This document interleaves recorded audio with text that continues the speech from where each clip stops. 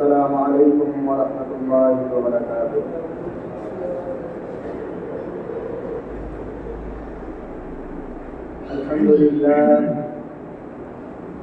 الحمد لله نحمده ونستعينه ونستغفره ونؤمن به ونتوكل عليه ونعوذ بالله من شرور أنفسنا ومن سيئات أعمالنا. من يهده الله فلا مضل له ومن يضلله فلا هادي له. ونشهد أن لا إله إلا الله وحده لا شريك له. ونشهد أن سيدنا ومولانا محمدا عبده ورسوله صلى الله عليه وعلى آله وأصحابه وبارك وسلم. أما بعد فأعوذ بالله من الشيطان الرجيم. بسم الله الرحمن الرحيم. ما كان محمد أبا أحد من رجالكم ولكن رسول الله وخاتم النبيين وكان الله بكل شيء عليما. وقال رسول الله صلى الله عليه وسلم: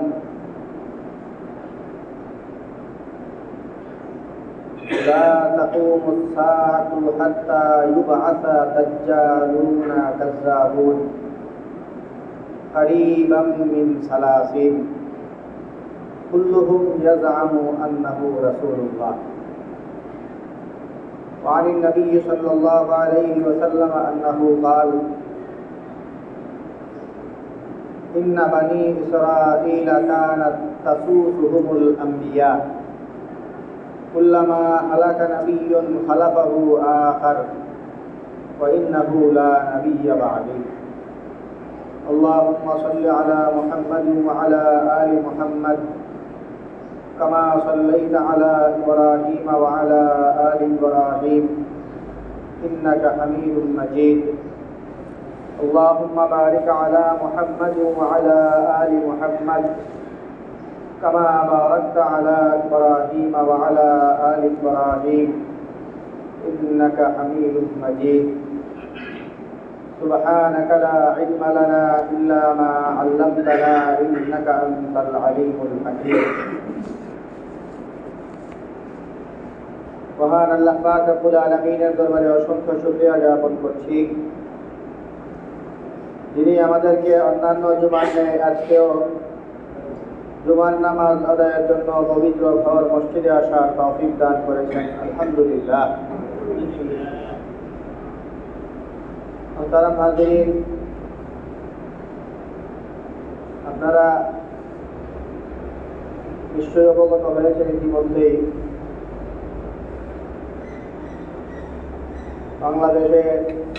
বাংলাদেশের মুসলমানদের অন্যতম একটি দাবি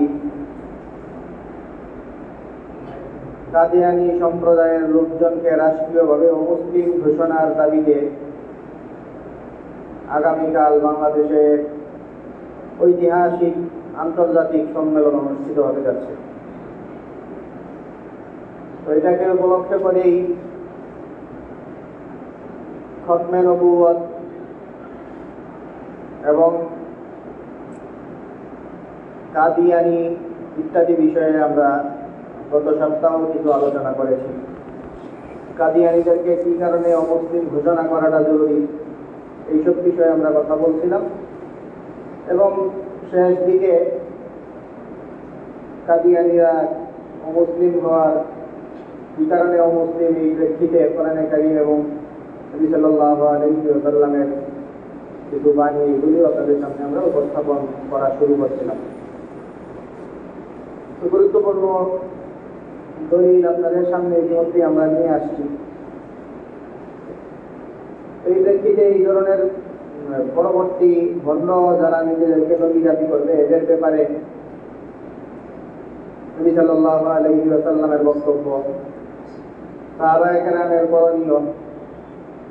তো এই ধরনের বিষয়গুলো নিয়ে আমরা দুই চারটা আরো কথা আপনাদের সামনে উপস্থাপন করব।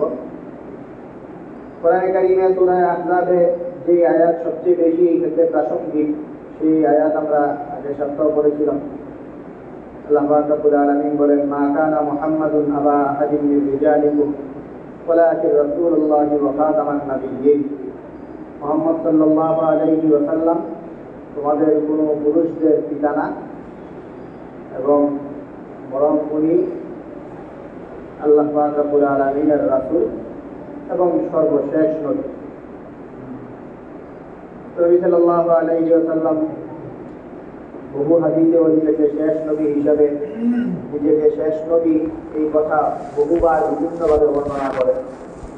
নিজেকে এবং অন্যান্য নবীদেরকে চমৎকার রাজপ্রসাদের সাথে, রাজপ্রসাদ সুন্দর বিল্ডিংয়ের সাথে তুলনা করে নিজেকে সর্বশেষ ইট, যেটার পরে আর কোনো সংযোজনের দরকার নাই, এই ধরনের হাদিস ইতিমধ্যেই আমরা আলোচনা করেছি।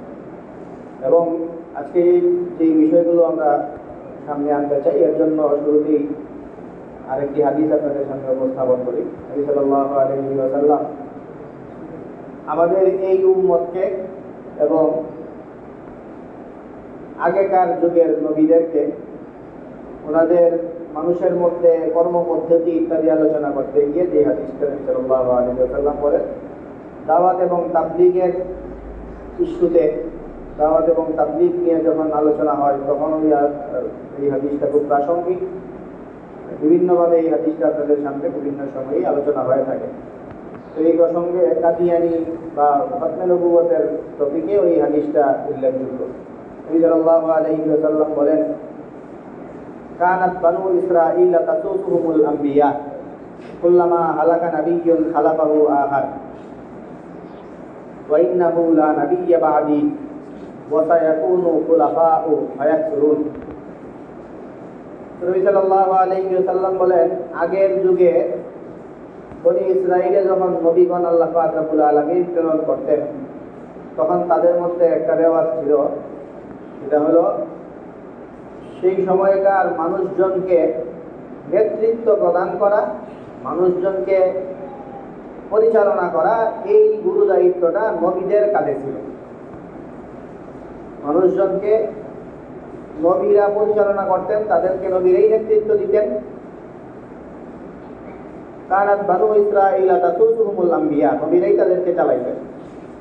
কুল্লামা হালাকা নাবিয়্যুন খালাফাহু আখার, তো নেতৃত্বের শূন্যতা যখনই তৈরি হইত, নবীরা যদি নেতৃত্ব দিয়ে থাকেন তাহলে নবীদের ইন্তেকালের মাধ্যমে সেই একটা শূন্যতা তৈরি হয় এখানে। যে নবীরা এদেরকে চালান, সে নবী চালাইতেন, নবী তো মারা গেলেন, নবী মারা যাওয়ার পরে এই নেতৃত্বের দায়িত্ব কে নিবে? তো বনি ইসরাঈলের নিয়ম ছিল, একজন নবী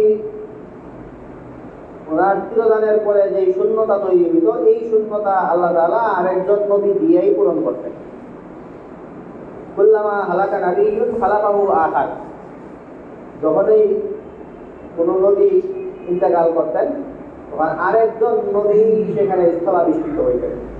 আল্লাহ তাআলা ওনার জায়গায় আরেকজন নবীকে পাঠালেন। নবী সাল্লাল্লাহু আলাইহি ওয়াসাল্লাম বলেন যে আমার আসার পরে এই সিস্টেম বন্ধ, এখন নতুন সিস্টেম। ওয়া ইন্নাহু লা নাবিয়্যা বা'দি ওয়া সায়াকুনু খুলাফাউ ফায়াকসুরুন, কিন্তু আমার পরে আর কোনো নবী নেই। তো আমার পরে নবী নাই, আমার পরে নেতৃত্বের শূন্যতা তৈরি হইলে যেটা হবে সেটা হইল, আমার পরে আর কোনো নবী আসবে না, বেশ অনেকজন খলিফা আসবে। খলিফারা ওনারাই এই শূন্যস্থান খলিফাদের দ্বারা আল্লাহ পাক রব্বুল আলামিন পূরণ করবেন, তবে আর কোনো নবী আসবেন না। তো আমার পরে আর কোনো নবী আসবেন না, বরং খলিফা আসবেন অনেকেই, খলিফাদের মাধ্যমে এই শূন্যস্থান পূরণ করা হবে। এই হল নবী সাল্লাল্লাহু আলাইহি ওয়াসাল্লাম যেখানে নিজের পরে নবী না আসা এবং তুলনামূলক বিশ্লেষণ, অন্যান্য নবীদের সাথে দাওয়াতি কার্যক্রম, নেতৃত্বের ভার গ্রহণ করার ব্যাপারে নিয়ম বর্ণনা করেছেন। এছাড়া একটা ভবিষ্যৎবাণী নবী সাল্লাল্লাহু আলাইহি ওয়াসাল্লাম করে গেছেন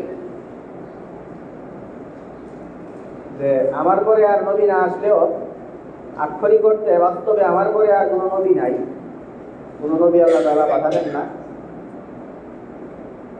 তবে নবুয়তের মিথ্যা দাবিদার প্রচুর ভণ্ডের আবিষ্কার করে।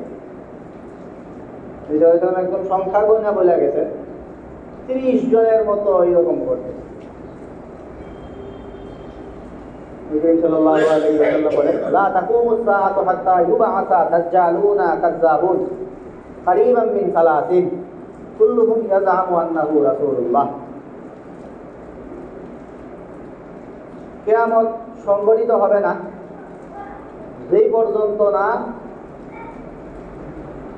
30 জনের কাছাকাছি মিথ্যুক দাজ্জাল মানে মহামিথ্যুক তাদের এই পরিচয়টাই হাদিসের মধ্যে শনাক্ত করতেন এইভাবে যে কিয়ামত ঘটার আগে, কিয়ামতের আগ পর্যন্ত প্রায় 30 জনের মতো দাজ্জাল মহামিথ্যুক ভণ্ড মিথ্যুক এর আবির্ভাব ঘটবে, যেগুলোর সংখ্যা হবে 30-এর কাছাকাছি। আর এগুলির প্রত্যেকটাই দাবি করবে যে সে আল্লাহর রাসূল, যেতে আল্লাহর রাসূল দাবি করবে, নিজেকে ভণ্ড নবী দাবি করবে, নিজেকে ভণ্ড নবী দাবি করা এবং প্রচুর ভণ্ডের আগমন করবে। তো এই তো আমরা কোরআনে কারীমের বহু স্পষ্ট নির্দেশনা দেখলাম, যেখানে নবী সাল্লাল্লাহু আলাইহি ওয়াসাল্লামকে এইভাবে সর্বশেষ নবী আখ্যা দেওয়া হয়েছে, যেটাকে অস্বীকার করার আর কোনো সুযোগ নাই। আর নবী সাল্লাল্লাহু আলাইহি ওয়াসাল্লামের কিছু হাদিসও আমরা দেখলাম।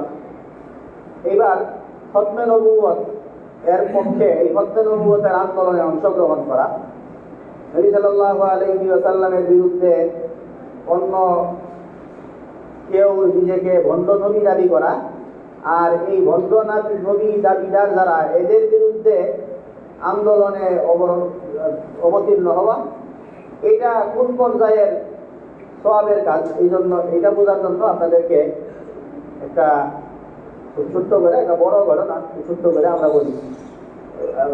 বিভিন্ন সময় আপনারা এই ঘটনা শুনে থাকবেন হয়তো। নবী করিম সাল্লাল্লাহু আলাইহি ওয়াসাল্লামের একজন সাহাবী, ওনার নাম হইল ওয়াহশী। এই হযরত ওয়াহশীর ঘটনাটা এই খতমে নবুয়ত ইস্যুতে খুবই প্রাসঙ্গিক। হযরত ওয়াহশী উনি বর্তমান ভৌগোলিক হিসাব করলে ইথিওপিয়ার বাসিন্দা ছিলেন। হিমস আরবি নাম, হাদিসের মধ্যে যে নাম আছে হিমস। তো ইথিওপিয়া, ওই ইথিওপিয়ার বাসিন্দা ছিলেন। ওনাকে দাস হিসাবে আরবে আনা হয়।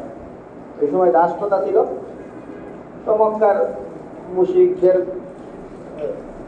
মধ্যেও এই তারা অনেকেই সামর্থ্যবান অনেক লোকজনের মধ্যে তারা যারা দাস, কৃতদাস, গোলাম এরা রাখত।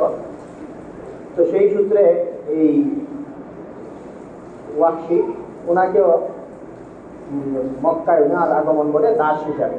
তো ওনাকে দাস হিসাবে আগমন ঘটার পরে এটা একটা সাধারণ রেওয়াজ ছিল, মুসলমানদের যেই কৃত দাস যারা ছিল, দাসেরা, এরা যখন মুসলমানদের যুদ্ধ হইত, মুসলমানদের যুদ্ধে অংশগ্রহণ করত, ওরকম মুশরিকদের দাস যারা, গোলাম যারা, এরাও মুশরিকরা কারোর সাথে যুদ্ধ করলে তখন মুশরিকদের হয়ে এরাও যুদ্ধ করত। মুসলমানদের বিরুদ্ধে মুশরিকদের যুদ্ধে, মুশরিকরা যখন মুসলমানদের বিরুদ্ধে যুদ্ধ অবতীর্ণ হইল, তো হযরত ওয়াহশীও সেই যুদ্ধে মুসলমানদের বিরুদ্ধে অবস্থান নেন এবং মুসলমানদের বিরুদ্ধে অবস্থান গ্রহণ করেছেনই। পাশাপাশি উনি একজন বিশেষ সাহাবী, বিশেষ সাহাবী, ইসলামের প্রতি যার অনেক বড় অবদান, এইটা একটা কথা আছেই, এই এক কারণ। পাশাপাশি উনি অনেক মুসলমানদের জন্য যুদ্ধক্ষেত্রে এক অমূল্য সম্পদ ছিলেন। বীরত্বের সহিত যুদ্ধ করায় যার খ্যাতি ছিল। আপনারা প্রতি সপ্তাহেই উনার বীরত্বের ইতিহাস শুনেন, হয়তো অনেকে বুঝেন না, কিন্তু প্রত্যেক সপ্তাহে আপনাদের কানে ওনার বীরত্বের আওয়াজ দেয়। তখন জুমার দিন খতিব সাহেবগঞ্জ যখন আপনাদের সামনে খুতবা প্রদান করেন, সেই খুতবার মধ্যে অনেক সাহাবীর প্রশংসা আসে। অমুক সাহাবী এমন, অমুক সাহাবী এমন। এর মধ্যে একজন সাহাবীর বীরত্বের ইতিহাস আছে। বীরত্বের ইতিহাস অন্য কোনো সাহাবীর আছে না। আবু বকর রাদিয়াল্লাহু তাআলার নাম আসে, ওমর রাদিয়াল্লাহু তাআলা ওনার নামও আসে। অনেকের নামই আসে, এক একজনের এক একটা গুণ কীর্তি আসে। কিন্তু বীর হিসাবে যেই সাহাবীর নাম প্রতি সপ্তাহে আপনাদের সামনে বাজে, ওনার আলোচনাটা আপনাদের সামনে এইভাবে উপস্থাপন হয়। ওয়াহামজাতু আসাদুল্লাহি ওয়া আসাদ রাসূলি। হযরত হামজা যিনি আল্লাহ এবং তার রাসূলের সিংহ। তো এই হযরত হামজা রাদিয়াল্লাহু আনহু, ওনার পরিচয় তো আরো লম্বা পরিচয়। এটা তো বললাম ইসলামের পেছনে ওনার এত অবদান, এত বীরত্ব গাথা ইতিহাস, এবং পাশাপাশি উনি নবী সাল্লাল্লাহু আলাইহি ওয়াসাল্লামেরও খুব আপনজন ছিলেন, চাচা ছিলেন। তো এমন একজন সাহাবীকে সেই ওয়াহশী সেই যুদ্ধে হযরত হামজা রাদিয়াল্লাহু তাআলা আনহুকে হত্যা করেন। তো ওনাকে হত্যা করার পরে মক্কা বিজয়ের সময়, যখন মক্কা বিজয় হয়, যেই সময় হত্যা করতেন ওই সময় তো মক্কায় বীর দর্পে মুশরিকরা বিচরণ করত, চলাফেরা করছিল। কিন্তু মক্কা বিজয়ের পরে তো মুসলমানদের কর্তৃত্ব সেখানে স্থাপিত হয়। ওই সময় তায়েফে পালিয়ে যান এই ওয়াহশী, উনি তায়েফে পলায়ন করে চলে যান। তো মক্কা বিজয়ের আরো বছর দুয়েক পরে তায়েফের লোকজনও আল্লাহ তাআলা এদেরকে হেদায়েত দেন, এরা মুসলমান হওয়ার চিন্তা ফিকির করেন, ইসলাম গ্রহণের জন্য এরা নবী সাল্লাল্লাহু আলাইহি ওয়াসাল্লামের কাছে আসার সিদ্ধান্ত নেন। তো ওই সময় হযরত ওয়াহশীর কাছে একটা বিব্রতকর পরিস্থিতি তৈরি হয় যে আমি তো মক্কা থেকে পালাইয়া যেই অপরাধ করছি, ইসলামের এত বড় মহান পুরুষকে আমি হত্যা করছি, তো এই জন্য আমার তো মুসলমানরা পাইলে ছাড়বে না। এই ভয়ে আমি তায়েফে পালাইয়া চলে আসলাম। এখন আবার তায়েফের লোকজন মুসলমান হয়ে যাইতেছে, এখন এই জায়গা মুসলমানদের অধীনস্থ হইলে এখন পালাইয়া কই যাব। তো ওনার পালানোর চিন্তা এই কারণেই আসছে, ওনার ভিতরে একটা ভুল বুঝাবুঝি তৈরি হইতেছিল। যেই অপরাধ করছিলাম আমি, মনে হয় এই অপরাধের কোনো ক্ষমা আমাকে করা হইব না, এটা মনে কইরা উনি এই সিদ্ধান্ত নিচ্ছিলেন। তখন ওনাকে অন্যান্য লোকজন বলেন যে না, ইসলাম অনেক ক্ষমা করা পছন্দ করে, ইসলামের নবী মুহাম্মদ সাল্লাল্লাহু আলাইহি ওয়াসাল্লাম উনিও ক্ষমার দয়া পরবশ। তো ওনাকে তুমি ইসলাম গ্রহণ করলে তোমাকে কোনো ক্ষতি করা হবে না। তো সেই মতে উনি ইসলাম গ্রহণ করেন এই আশ্বস্ত হইয়া, এবং নবী সাল্লাল্লাহু আলাইহি ওয়াসাল্লামের কাছে উনি গিয়ে ধর্ণাও দেন। নবী সাল্লাল্লাহু আলাইহি ওয়াসাল্লাম বলছিলেন তখন ওনাকে যে তুমি একটু আড়ালে থাকো, আমার সামনে আইসো না। এটার আবার ভুল ব্যাখ্যা হয় অনেকের। আইসো না সেটা হলো তোমার কোনো অপরাধ ক্ষমা হয়েছে না, তুমি একটু লো লেভেলের মুসলমান, ওরকম কিছু না। ব্যাপারটা হইল নবী সাল্লাল্লাহু আলাইহি ওয়াসাল্লামের কাছে আসলে বেশ কিছু অপ্রীতিকর ঘটনা ঘটতে পারে।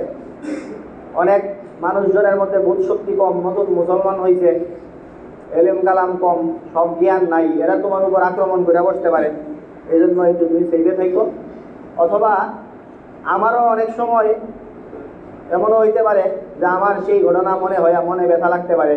ব্যথা লাগলে আমার অজান্তে যদি তোমার প্রতি কোনো বদদুয়া বা এই টাইপের কোনো কিছু তৈরি হয়ে যায়, এজন্য এগুলো থেকে সাবধান থাকার জন্য তোমাকে এই ব্যথা ভুলার আগ পর্যন্ত তুমি নিজেকে একটু সংযত রাখো। তো এইসব কারণে ওনাকে এটা বললেন। তো এই পর্যন্ত যেই কথা আমরা বলছি, এই কথা বইলা আসলে হযরত ওয়াহশী রাদিয়াল্লাহু তাআলা আনহুর অপরাধের মাত্রা, এই মাত্রাটা বোঝানোর চেষ্টা করছে। কি ধরনের মানুষকে উনি হত্যা করতেন, এটার রিঅ্যাকশনে কি কি হওয়ার আশঙ্কা ছিল, এটার নবী সাল্লাল্লাহু আলাইহি ওয়াসাল্লাম পর্যন্ত ওনাকে কি পরামর্শ দিয়েছিলেন, এই ব্যাপারগুলি যাই না আপনারা একটা ব্যাপারে অনুধাবন করতে পারেন যে ওনার অপরাধটা কি পর্যায়ের বড় অপরাধ উনি করে বসছিল। তো এবার আসেন দ্বিতীয় পর্ব, যেই জন্য আমরা এই আলাপটা তুলছি, খতমে নবুয়তের আন্দোলনে অংশগ্রহণ করার ফজিলত, গুরুত্ব। নবী সাল্লাল্লাহু আলাইহি ওয়াসাল্লামের ইন্তেকালের পর নবী সাল্লাল্লাহু আলাইহি ওয়াসাল্লামকে বলে গেছিলেন কিয়ামত পর্যন্ত 30টার মতো ভণ্ড নবী দাঁড়াইব, এর মধ্যে 2-4টা সাথে সাথেই মাথা ছাড়া দিয়ে উঠছে। এর মধ্যে খুব দূরে সরে সবচেয়ে বড় দলবল নিয়ে খুব জাঁকজমক ভাবে যেটা মাথা ছাড়া দিতে, এটার নাম ছিল মুসাইলামা। অন্য কোনোটার নামের সাথে মৃত্যুক লাগানো হয় না, ইতিহাসে এর নামের সাথেই মৃত্যুক লাগানো আছে, মুসাইলামাতুল কাজ্জাব। এর নামই হলো মৃত্যুক মুসাইলামা। এর নামটাই এমনি দেওয়া হয়েছে কারণ এ মাথা ছাড়া দিয়ে উঠছিল সেইভাবেই। তো এই মুসাইলামা বা এই টাইপের ভণ্ডদের সাথে সাহাবাদের আচরণ কি সেটা আপনাদের সুনির্দিষ্টভাবে বলার আগে হযরত ওয়াসি রাদিয়াল্লাহু তাআলা আনহুর ইতিহাসটা শেষ করি। হযরত ওয়াসি রাদিয়াল্লাহু তাআলা আনহু এই সময় খালিদ ইবনে ওয়ালিদ রাদিয়াল্লাহু তাআলা আনহুর নেতৃত্বে মুসাইলামার বিরুদ্ধে যুদ্ধে অংশগ্রহণ করেন। যুদ্ধে অংশগ্রহণ করার পরে হযরত ওয়াসি রাদিয়াল্লাহু তাআলা আনহু অনেকদিন যাবতেই মনের মধ্যে একটা বিব্রতকর পরিস্থিতি পুঞ্জীভূত করে রাখছিলেন। নিজের মধ্যে একটু ছোট খারাপ লাগা এটা নিজের মধ্যে ছিল এবং সেটা থেকে কোনো না কোনো দিন আল্লাহ তাআলা ওনাকে মুক্ত করবেন। উনি যেই অপরাধ করতেন সেই অপরাধের প্রায়শ্চিত্ত উনি কইরাই ছাড়বেন, এই ধরনের একটা মনোবাঞ্ছনা ওনার মধ্যে ছিল। এবং মনোবাঞ্ছনাই ছিল না, এই জন্য ওনার চেষ্টাও ছিল। এই চেষ্টার কারণেই হযরত হামজা রাদিয়াল্লাহু তাআলা আনহুকে যেই বর্ষা দিয়ে উনি হত্যা করছিলেন সেই বর্ষাটা ওনার কাছে উনি হেফাজত করে রাখছিলেন, যে এইটা দিয়ে আমি এমন কাউরে মারবো যার মারার দ্বারা হামজার মৃত্যু ভুলে যাব। এবং আল্লাহ পাক রব্বুল আলামিন ওনার এই মনোবাঞ্ছনা পূরণ করছেন, ওনাকে এই সুযোগও দিয়েছেন। সেই যুদ্ধে নবী সাল্লাল্লাহু আলাইহি ওয়াসাল্লামের প্রিয় ভাজন হযরত হামজা রাদিয়াল্লাহু তাআলা আনহুকে যিনি হত্যা করছিলেন, নবী সাল্লাল্লাহু আলাইহি ওয়াসাল্লামের মৃত্যুর পর নবী সাল্লাল্লাহু আলাইহি ওয়াসাল্লামের সবচেয়ে বড় শত্রু হয়ে দাঁড়ানো, বড় প্রতিদ্বন্দ্বী হইতে চাওয়া, নিজের নবী সাল্লাল্লাহু আলাইহি ওয়াসাল্লামের প্রতিদ্বন্দ্বী হয়ে উঠতে চাওয়া সেই মুসাইলামাতুল কাজ্জাবকে সেই ওয়াসি রাদিয়াল্লাহু তাআলা আনহু সেই একই বর্ষা দিয়েই হত্যা করেন। এবং সেই হত্যার মাধ্যমে উনিও নিজেকে অপরাধ মুক্ত হিসেবে নিজের মনে মনে আশ্বস্ত হন। সাহাবায়ে কেরামের মধ্যেও স্বাভাবিকভাবেই ওনার সেই মানুষের মধ্যে যেই ছোট একটা বিব্রতকর পরিস্থিতি কাজ করত, উনি সাহাবায়ে কেরামের মধ্যে সমাদৃত হয়ে সকল সাহাবীদের মধ্যে প্রশংসায় সবাই ওনার প্রশংসায় পঞ্চমুখ হয় এবং উনি বলা যায় ওনার স্বাভাবিক জীবনে ফিরে আসেন। তো এই হইল খতমে নবুয়তের আন্দোলন। সবচেয়ে বড় অপরাধী হিসেবে যাকে তিনি নিজেকে বিবেচনা করতেন, নবী সাল্লাল্লাহু আলাইহি ওয়াসাল্লাম যাকে সামনে আসতে পর্যন্ত বারণ করছিলেন, সেই সাহাবী উনিও এই খতমে নবুয়তের আন্দোলনে অংশগ্রহণ করা এবং নবী সাল্লাল্লাহু আলাইহি ওয়াসাল্লামের বিরুদ্ধে ভণ্ড নবী যে দাঁড়াইছিল তাকে হত্যা করা। এই হত্যার মাধ্যমে উনি সেটার প্রায়শ্চিত্ত গ্রহণ করেন, যার মাধ্যমে আমরা খতমে নবুয়তের আন্দোলনে অংশগ্রহণ করা এবং খতমে নবুয়তের বিরোধী পার্টি যারা এদের বিরুদ্ধে সোচ্চার হওয়ার যেই ফজিলত, সেই ফজিলতের ব্যাপারে আমরা কিছুটা অনুধাবন এই ঘটনা থেকে আমরা পাই। পাশাপাশি আমাদের এই ঘটনাগুলোর মধ্য দিয়ে চলে আসছে কথাটা, এরপরেও আমরা আরেকটু হাইলাইট করে বিষয়টা। নবী সাল্লাল্লাহু আলাইহি ওয়াসাল্লামের ইন্তেকালের পরে যখন এই মিথ্যুক ভণ্ডগুলো দাঁড়াইছিল, এই ভণ্ডগুলোর বিরুদ্ধে সাহাবায়ে কেরামের রিঅ্যাকশন কি ছিল? আমরা তো কোরআনের আয়াত বললাম, বহু হাদিস বললাম খতমে নবুয়তের পক্ষে। তো খতমে নবুয়তের পক্ষে সাহাবায়ে কেরামের রিঅ্যাকশনটা কি ছিল সেটাও এখানে একটা গুরুত্বপূর্ণ বিষয়। আমরা সাহাবায়ে কেরামের শিকি ভাগও করি না, আমরা শুধু এটা বলি যে এই গোলাম আহমদ কাদিয়ানী এর অমুসলিম, এর অনুসারীদেরকে অমুসলিম এটা ঘোষণা করা, এইটুকু। কিন্তু সাহাবায়ে কেরামের রিঅ্যাকশনটা ছিল এর চেয়ে বহু বেশি। আমরা কিন্তু আমাদের আপত্তি এইটাই যে এই কাদিয়ানীরা এই দেশে মুসলমান পরিচয়ে বাঁচতে পারবে না, মুসলমান পরিচয়ে এই দেশে এরা থাকতে পারবে না। এটা হলো আমাদের দাবি। এই দাবিটা পূরণ করার জন্যই আমাদের গলদঘর্ম অবস্থা। কিন্তু এই যে দাবিটা, এটা সাহাবায়ে কেরামদের যেই কর্ম পদ্ধতি, এটার সামান্য অংশ মাত্র। সাহাবায়ে কেরামের পদ্ধতি, ওনাদের অ্যাক্টিভিজম ছিল এইটা যে খতমে নবুয়তের বিরুদ্ধে দাঁড়ানো লোক কোনো পরিচয়ে এই দুনিয়াতে বাঁচতে পারবে না।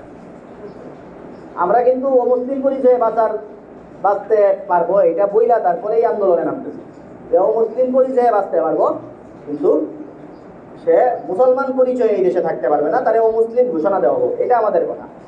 সাহাবায়ে কেরামের ইয়েটা ছিল আরো বড়। ওনাদের কথা হইলো এ কোনো পরিচয়ই বাঁচতে পারবো না, এর বাঁচারই অধিকার নাই। কেন বাঁচার অধিকার নাই এটা আমরা বলে ফেলি। বাঁচার অধিকার নাই এই কারণে যে আমরা বলতে গেলে বহু বড় বড় সারা দেশব্যাপী আন্দোলন হয়, তো সারা দেশব্যাপী আন্দোলন হইতে গিয়ে মানুষের মধ্যে এত এত সচেতনতা কাজ করে না। এই জন্য আপনারা দেখবেন যে স্লোগান তৈরি হয়, কাফের কাফের, কাদিয়ানিরা কাফের, এই ধরনের এই কাফের শব্দগুলি বইলা কাদিয়ানিদেরকে কিছুটা নর্মালাইজ করে ফেলা হয়, সাধারণ কাফেরদের সাথে মিলানো হয়।